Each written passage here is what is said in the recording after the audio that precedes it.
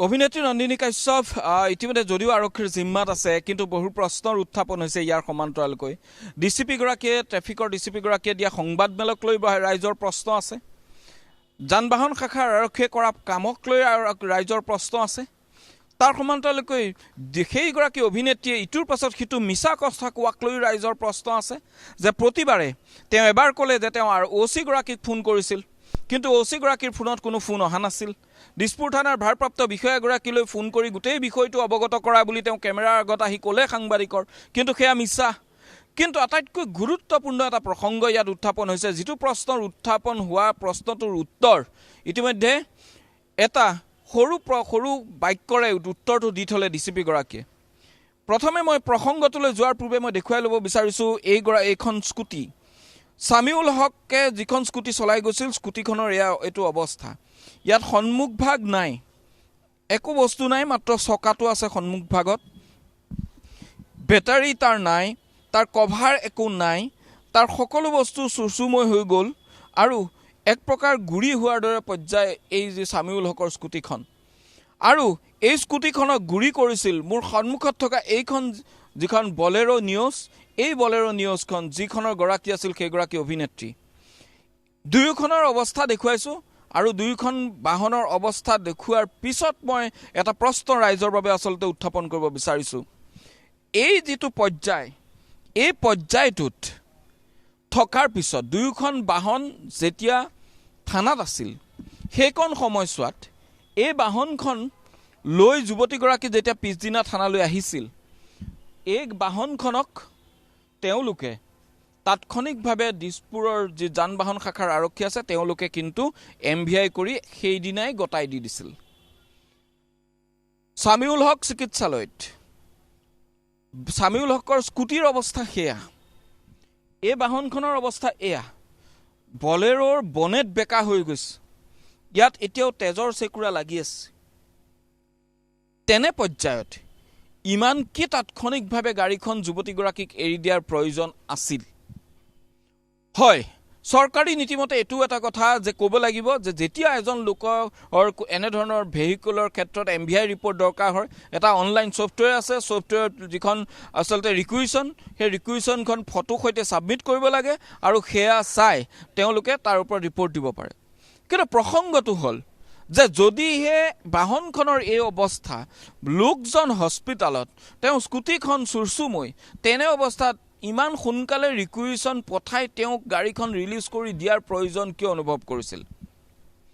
যদি প্ৰয়োজন অনুভৱ কৰিছিল একো নহলহেতেন তেতিয়াহলে আমাৰো ক'ব লগা নাছিল যিজন যুৱক আঘাতপ্ৰাপ্ত হৈছিল তেওঁতো আজি মৃত্যু ঘটিল তেওঁ মৃত্যু ঘটাৰ পিছত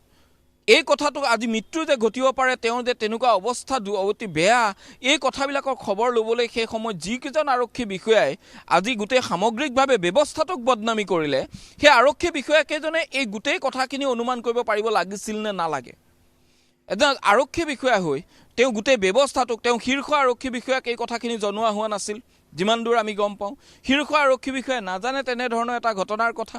আৰু তেওঁলোকৰ পৰা সকলো বিষয় অজ্ঞাত ৰখা হ'ল বাহনখন পিছত আকৌ তেওঁলোকে নোটিছ দি মাতি আনি থানাত ৰাখিব লগা হ'ল পৰীক্ষা কৰিবলৈ যদি পৰীক্ষা কৰাৰ প্ৰয়োজনেই আছিল তেতিয়া এই পৰীক্ষাখিনি আগতীয়াকৈ কিয় কৰি লোৱা নহল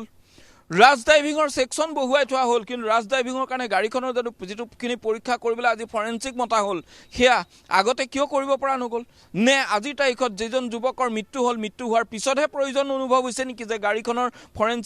ফৰেনসিক টেষ্ট কৰিব লগা হ'ব গতিকে ইয়াৰ ক্ষেত্ৰত সমান্তৰালকৈ এটো প্ৰশ্ন আহিছে যিগৰাকী ভাৰপ্ৰাপ্ত বিষয়াক এইখন দিছপুৰ আৰক্ষী থানাৰ যদি ভাৰপ্ৰাপ্ত বিষয়াগৰাকীক ফোনে কৰা নাছিল তেতিয়াহলে দিছপুৰ থানাৰ চৌহদতে সাংবাদিকৰ সন্মুখত সাংবাদিকক কেনেদৰে তেওঁ ক'ব পাৰিলে যে সেইগৰাকী যুৱতীয়ে যে তেওঁ নিখাৰ ভাগত OCক তেওঁ ফোন কৰি জনাইছে মিছা মাতিবলৈ ইমান সাহস ক'ত পালে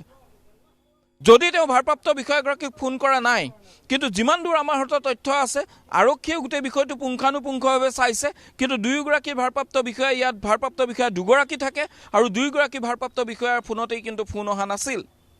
কিন্তু ইয়াৰ বিপৰীতে এটা ফোন আহিছিল সেই ফোনটো ক'ৰ পৰা আহিছিল সেইটো আমি স্পষ্ট কৰি দিব বিচাৰিছো আৰু এগৰাকী ভাৰপ্ৰাপ্ত বিষয়ালৈ এটা ফোন আহিছিল এজন যুৱকৰ আৰু যুৱকজনে এই কথাটো কৈছিল যে এগৰাকী কোনোবা থিয়েটাৰৰ অভিনেত্ৰীক কেইজনমান যুৱকে ৰাজপথৰ এটা ফ্লেটৰ দুৱাৰ মুখৰ ওচৰত কিছু তেওঁলোকৰ মাজত কাজিয়াৰ সৃষ্টি হৈছে আৰু এই ফোনটো সেই এজন অজ্ঞাত যুৱকে ভাৰপ্ৰাপ্ত বিষয়াগৰাকীক জনাইছিল যে আপোনালোকে আৰক্ষী পঠাওক আৰক্ষী তাৰ পিছত গৈছিল আৰক্ষী গৈ থকাৰ সময়তে পুনৰ যুৱকজনে ফোন কৰি কল যে যিকেইজন যুৱকে কাজিয়া কৰি আছিল ফ্লেটৰ সন্মুখত তেওঁলোক গ'লগৈ গতিকে তেওঁলোক ইয়াৰ পৰা যেহেতু গ'লগৈ গতিকে আৰু আৰক্ষী আহি লাভ নাই তেতিয়া আৰু আৰক্ষী আধা বাটৰ পৰা ঘূৰি আহিছিল সেই ফোনটো আহিছিল কিন্তু তাৰ বাহিৰে কোনো ফোন অহা নাই কিন্তু বিপৰীতে যুৱতীগৰাকীৰ দাবী অভিনেত্ৰীগৰাকীৰ দাবী যে তেওঁলোকে ভাৰপ্ৰাপ্ত বিষয়াক ফোন কৰি জনাইছে এয়া কাৰ কথা সত্য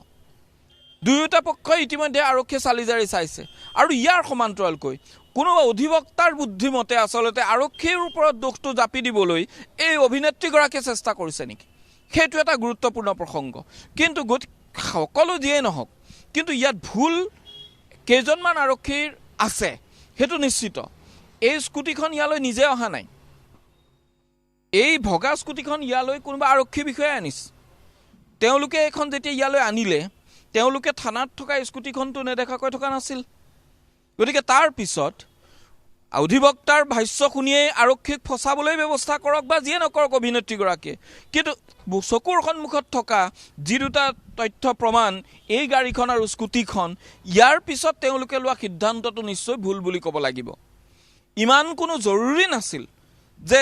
যুৱতীগৰাকীক তাৎক্ষণিকভাৱে গাড়ীখন ঘূৰাই দিব লাগিব হয় অনলাইন যোগে as soon as possible report দিব লাগে এজ সুন এজ পচিবল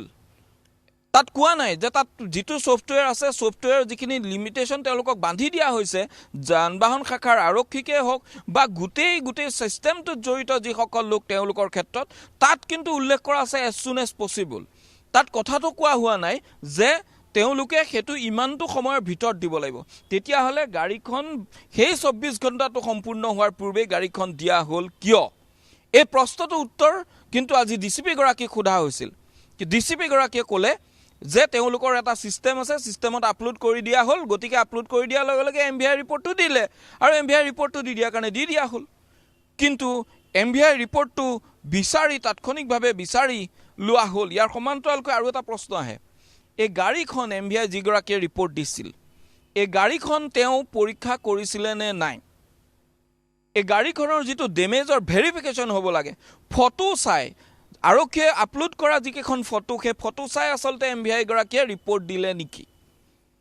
এই গাড়ীখনৰ ফটো তেওঁলোকে ফিজিকেল ভেৰিফিকেশ্যন কৰিব লাগে সেই ফিজিকেল ভেৰিফিকেশ্যন কৰা হ'লনে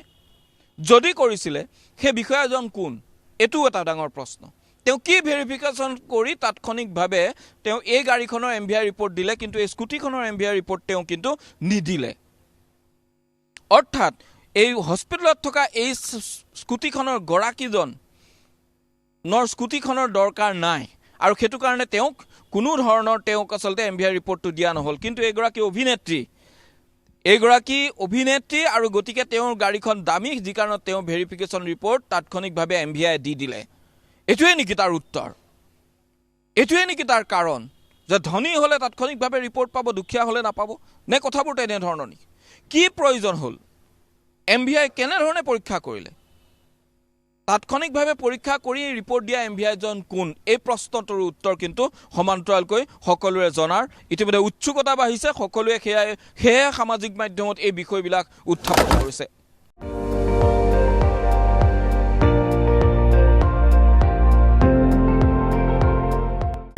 আপুনি চাই আছে ND24 সৰ্বশ্ৰেষ্ঠ নহয় সৰ্বোত্তমৰ দৌৰ